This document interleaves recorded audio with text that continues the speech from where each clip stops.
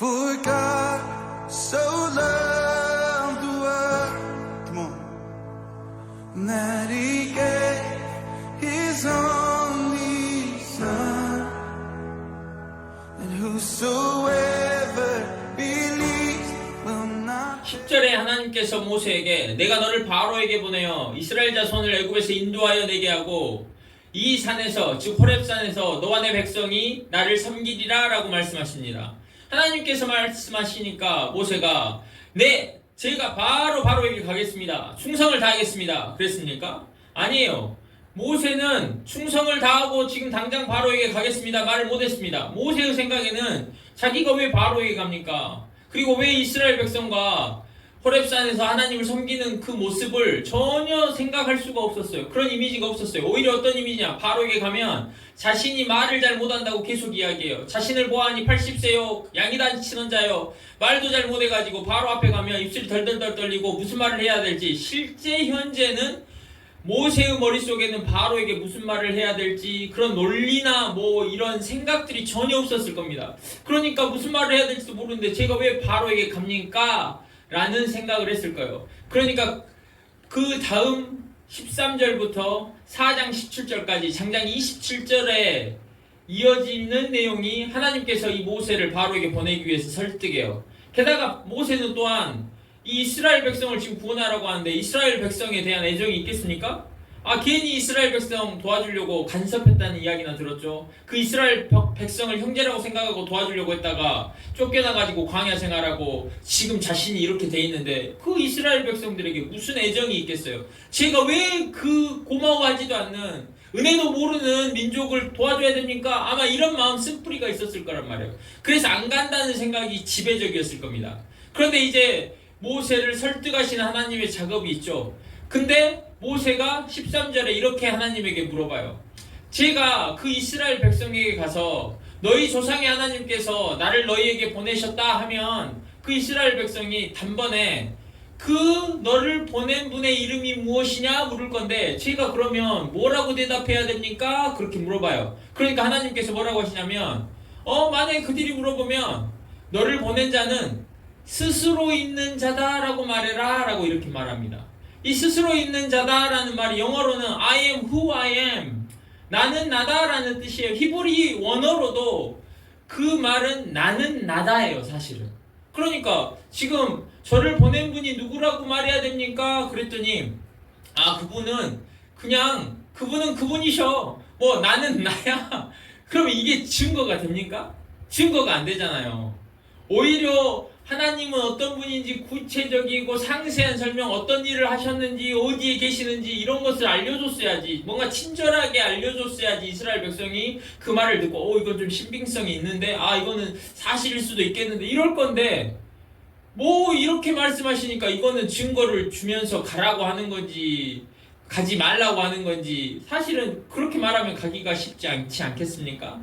여러분, 모세가 못 가는 이유는 하나님이 말씀하셨지만 못 간다고 하는 이유는 모세에게 증거가 없기 때문입니다. 하나님은 이게 내가 너를 보낸 증거다라고 말씀하시는데 모세가 봤을 때는 증거가 없어요. 근데 반면에 하나님은 증거가 있다라는 말입니다. 하나님 모세를 보낼 때 왜 확실히 모세를 보내려고 하냐? 모세를 보낼 때 하나님께서는 모세가 가서 이스라엘 백성을 이끌어내고 그리고 호렙산에서 여호와를 섬기는 것에 대한 증거가 확실하게 있기 때문이에요. 여러분, 우리와 하나님의 관점의 차이가 여기에 있습니다. 우리는 늘 증거가 없다라고 말해요. 그래서 우리가 믿음이 없는 거인지도 모르겠어요. 증거를 늘 찾아요. 사람들은 우리는 증거가 없을지 모르지만 하나님의 관점은 반대로 증거로 가득 차 있다는 걸 여러분이 아셔야 됩니다. 여러분, 하나님은 이미 모세를 불러서 보내려고 할 때 호렙산에서 모세가 이렇게 말하는 걸 이미 들으셨어요. 신명기 5장 2절에 이렇게 말합니다. 모세가 이스라엘 백성에게 하는 말이에요. 우리 하나님 여호와께서 호렙산에서 우리와 언약을 세우셨나니 하면서 이스라엘 백성들이 여호와를 기억하도록 독려하고 격려하는 말을 해요. 그러면 지금 바로에게 보낸다고 할 때 하나님은 이미 이 호렙산에서 모세가 이스라엘 백성에게 여호와를 기억하라고 하면서 이 말을 하는 것을 이미 보셨다니까요. 눈으로 보았고 그 장면을 생생하게 아시기 때문에 하나님에겐 증거가 넘쳐나요. 그런데 우리는 증거가 없는 거죠. 여기에 하나님의 관점과 우리의 관점에 극명한 차이가 있습니다. 우리의 그 차이를 우리가 뛰어넘어서 하나님의 관점이 무엇인지 아는 것이 우리 신앙생활에 매우 중요해요. 늘 우리의 눈으로만 보고 우리의 관점으로만 생각하고 이거는 안 돼, 이거는 없어 라고 말할지 모르지만 우리가 하나님의 관점을 알면 하나님의 그 보시는 것을 우리가 알게 되면 우리의 관점도 바뀌겠죠. 그래서 하나님의 관점을 아는 것은 매우 중요합니다. 제가 이 우리와 다른 하나님의 관점을 어떻게 쉽게 설명할 수 있을지 많이 고민해 보았습니다. 먼저 요한계시록 22장 13절은 나는 알파와 오메가요 처음과 마지막이요 시작과 마침이라 라고 말씀하세요. 예수님께서는 시작도 되고 마지막도 되고 중간도 되고 시간의 어떤 일직선의 시간의 개념이 아니라 제가 이 줄을 보여드리는데 시작, 중간, 마지막 이런 우리의 시간의 개념은 이렇습니다. 처음이 있고 중간이 있고 마지막이 있어요. 과거, 현재, 미래라고 우리가 흔히 말하죠. 그래서 우리는 과거와 현재와 미래가 딱 나눠진 것처럼 생각을 합니다. 그런데 만약에 이 과거와 현재와 미래를 처음도 되고 중간도 되고 마지막도 되기 때문에 한 점처럼 볼 수 있다면, 즉 시간의 이 개념을 과거를 보고 현재를 보고 미래를 보는 것이 아니라 이 전체가 한 번에 통으로 보인다면 어떤 것이 진짜의 모습이라고 말할 수 있습니까?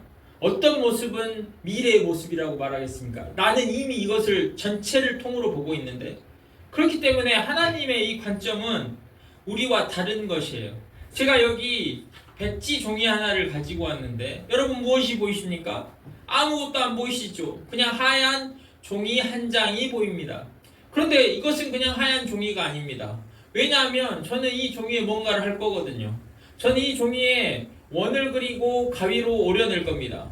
그렇기 때문에 이 종이는 그냥 아무것도 없는 하얀 종이가 아니라 이런 모습의 종이로 저에게 보입니다. 방금 전까지는 아무것도 없었는데 제가 머릿속으로 이렇게 할 거라고 생각하고 실제로 그렇게 했더니 원이 뚫려 있는 종이가 되었어요. 그러면 이 종이는 어떤 모습의 종이냐? 그냥 아무것도 없는 종이의 모습이 현재의 모습이라고 하겠지만 저는 동시에 구멍이 뚫려 있는 종이를 보고 있다면, 이렇게 두 개가 같이 보인다면 어떤 종이라고 말해야 될까요? 저는 이 종이에 이번에는 그림을 그릴 겁니다. 아주 복잡한 그림을 그릴 건데 보이십니까? 당연히 여러분들은 이 종이를 보고 있는데 무슨 그림이 보이겠어요? 근데 저는 이 종이 위에 이런 미로를 그릴 거였어요. 그리고 실제 그것을 그리고 실제 이 그려진 모습을 이 종이를 보는 동시에 이 그려진 모습을 동시에 볼 수 있어요. 그렇다면 이거는 과거였고 현재였고 이건 미래였는데 이 과거, 현재, 미래가 동시에 전체가 한 번으로 보이면 이 종이는 그냥 아무것도 없는 그냥 백지 종이일까요? 아니면 미로 종이일까요? 말하기 어렵죠. 그 하나님의 관점은 이런 거란 말이에요. 저는 이번에는 이 종이 위에 어떤 사람의 모습을 그릴 겁니다.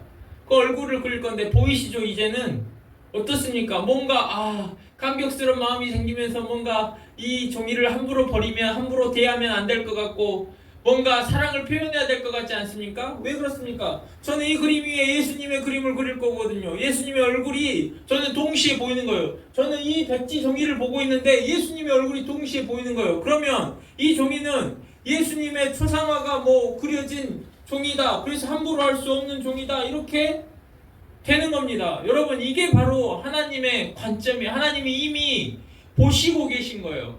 여러분, 제가 여기 오메가3 병을 하나 가지고 왔는데 여러분은 이 병 앞면만 보이시죠?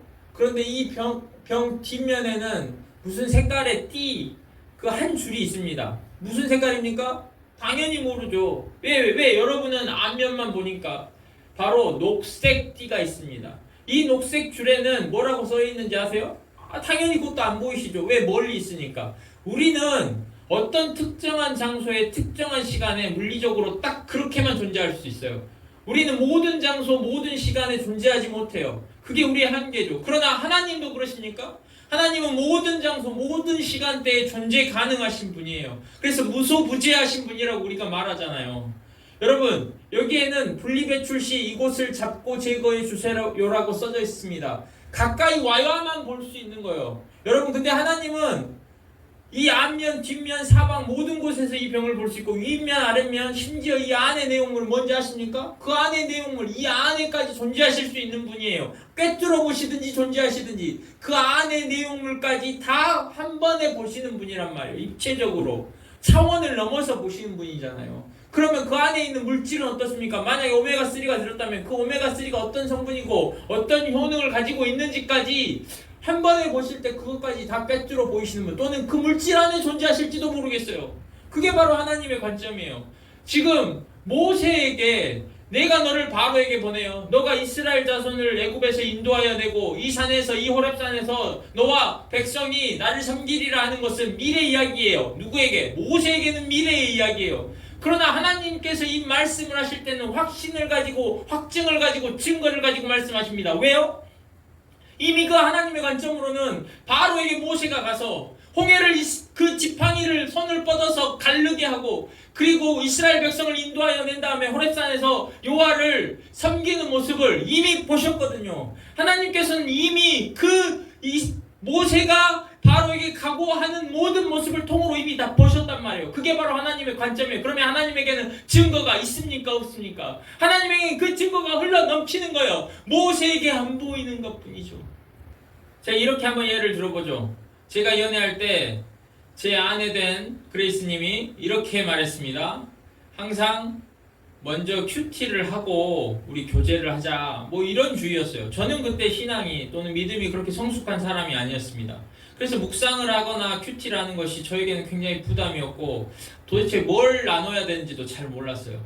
그래가지고 데이트하기 전에 먼저 큐티를 잠깐 해요. 성경 본문 말씀을 읽고 그 다음에 뭐 느낀 점을 적고 그 다음에 나눔을 꼭 하자 그래요.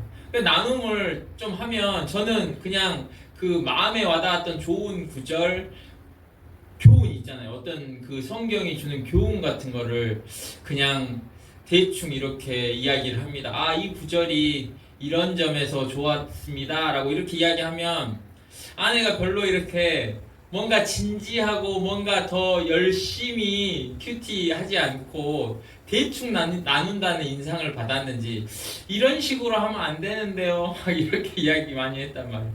저는 그럴 때마다 굉장히 자괴감이 들었습니다. 그런데 지금 제가 뭐 하고 있습니까?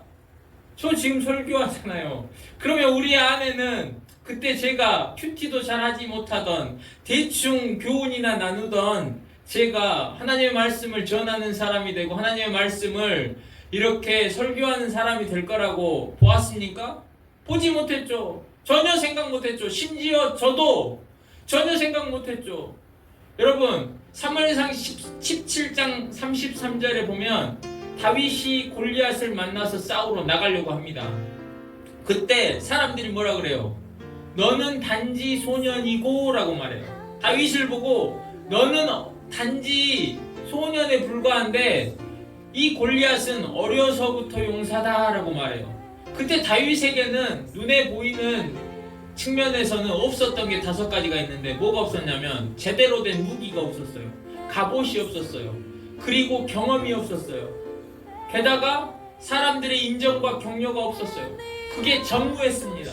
무기도 없고 갑옷도 없고 경험도 없고 인정도 못 받았고 격려도 못 받았어요. 반대로 골리앗은 어땠습니까?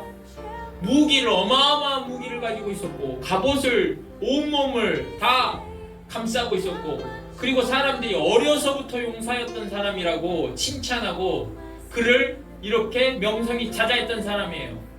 인정받았고 격려받았고 그리고 전투에서 늘 많은 경험을 가졌던 사람이에요. 다윗이 없었던 5개를 다 가지고 있었던 사람이 바로 골리앗입니다. 이게 우리의 관점이죠.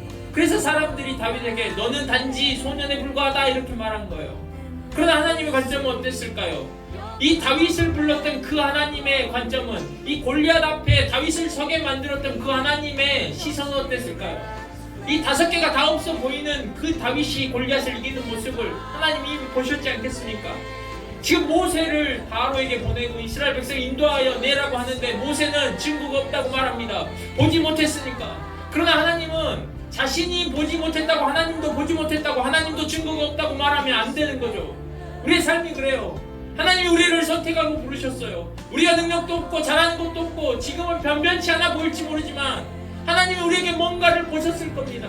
우리가 하나님을 섬기고 하나님을 사랑하고 하나님 앞에 나아가려고 하고 우리의 믿음이 성장하는 것을 이미 하나님은 보셨을 겁니다.